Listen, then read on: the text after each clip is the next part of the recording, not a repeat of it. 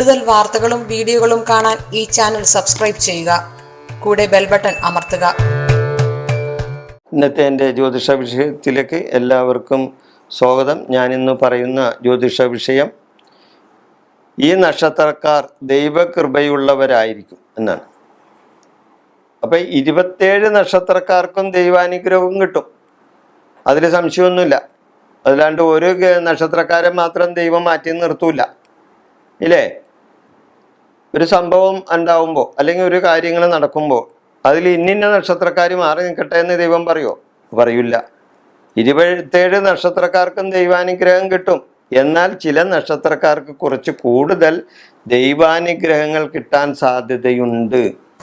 ചില നക്ഷത്രക്കാർക്ക് ദൈവാനുഗ്രഹങ്ങൾ കൂടുതൽ കിട്ടാനുള്ള സാധ്യതയുണ്ട്. അവരാരൊക്കെയാണെന്നാണ് ചോദ്യം.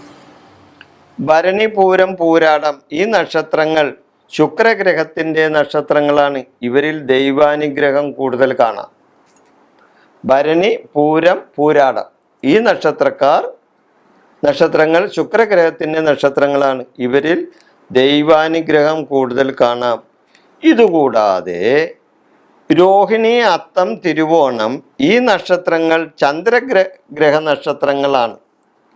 രോഹിണി, അത്തം, തിരുവോണം ഈ നക്ഷത്രങ്ങൾ ചന്ദ്രഗ്രഹ നക്ഷത്രങ്ങളാണ്. ഇവരിലും ദൈവാനുഗ്രഹങ്ങൾ കൂടുതലുണ്ടാവും.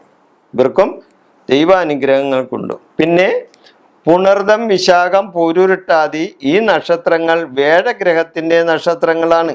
ഇതിലും ദൈവാനുഗ്രഹം ഉണ്ടാവും. ഈ നക്ഷത്രക്കാരിലും ദൈവാനുഗ്രഹങ്ങൾ കൂടുതലായി കാണും.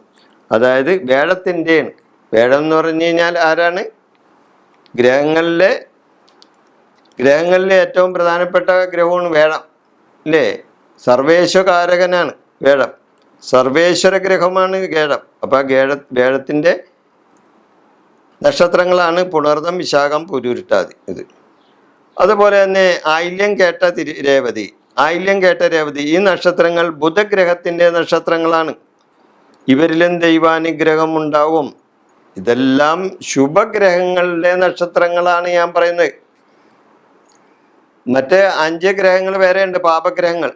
അവർക്കും നക്ഷത്രങ്ങളൊക്കെ ഉണ്ട്, അവർക്കും ദൈവാനുഗ്രഹങ്ങളൊക്കെ കിട്ടും. അക്കാര്യത്തിലൊരു സംശയമില്ല.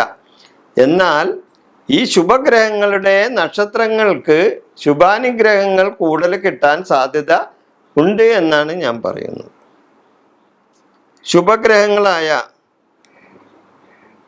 ശുക്രൻ, ചന്ദ്രൻ, വേഴം, ബുധൻ ഈ ഗ്രഹങ്ങളുടെ നക്ഷത്രങ്ങളെ പറ്റിയാണ് ഞാനിവിടെ പറഞ്ഞിരിക്കുന്നത്. ഇത് മറ്റ് നക്ഷത്രക്കാർക്ക് ദൈവാനുഗ്രഹം കിട്ടില്ലെന്ന് ആരും ധരിച്ചിട്ട് കാര്യമില്ല. അങ്ങനെ ധരിക്കണ്ട. മറ്റ് ഗ്രഹങ്ങളുടെ നക്ഷത്രക്കാർക്കും ദൈവാനുഗ്രഹങ്ങളൊക്കെ ഉണ്ടാവും, ഒരു സംശയമൊന്നുമില്ല. എന്നാൽ ഇവർ ഈ പറഞ്ഞ നക്ഷത്രക്കാർ ശുഭഗ്രഹങ്ങളുടെ നക്ഷത്രക്കാരാണ്.